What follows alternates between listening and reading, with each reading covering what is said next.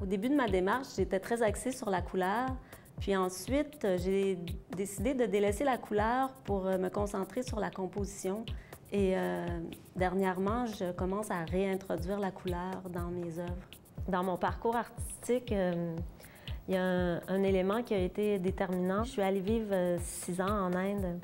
Puis en fait, ce qui m'a attirée là-bas, c'était ma fascination pour les couleurs. Et ça a été 6 années intensives de recherche artistique. Puis j'ai beaucoup développé mon langage, j'ai appris le dessin.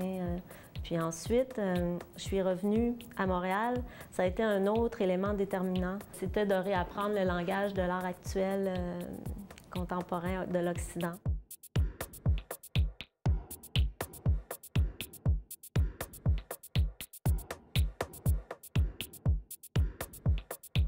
Il y a eu un point tournant dans la construction de mon langage artistique. J'avais depuis longtemps l'idée de faire une sculpture anglaise avec, à l'intérieur de la paille. C'est une technique artisanale que j'emprunte au Bengale. Ce contact avec la texture de la paille et de la glaise, ça m'est toujours resté.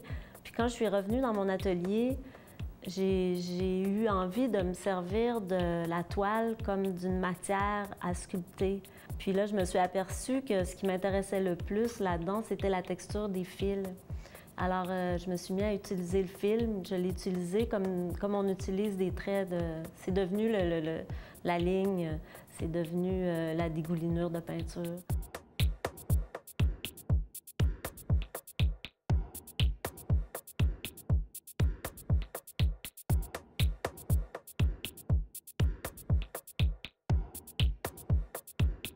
En fait, vous voyez dans mon travail, j'en suis venue à travailler avec le fil. C'est un lien avec nos émotions, avec nos pensées. Puis dans le fond, je cherche peut-être à délier les fils.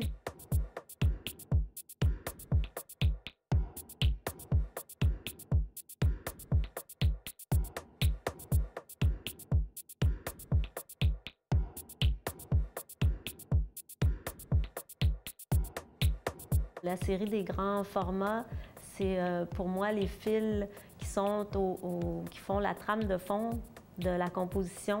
C'est un peu l'énergie, le fond énergétique qui est là toujours autour de nous.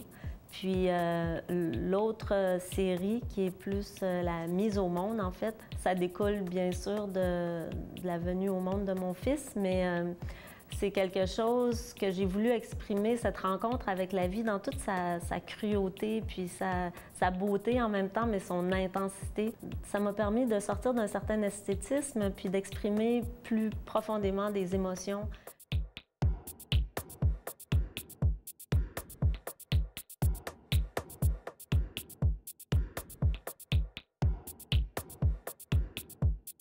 Pour moi, c'est toujours de l'exploration. J'essaie toujours de pousser plus loin mon langage, puis en fait, de libérer le fil.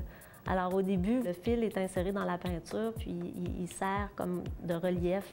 Puis doucement, bien, le fil est de plus en plus présent dans sa nature propre, puis il prend de plus en plus d'expansion à l'extérieur de la toile aussi, puis il déborde du cadre. Il y a un élément sculptural dans mon travail qui est indéniable.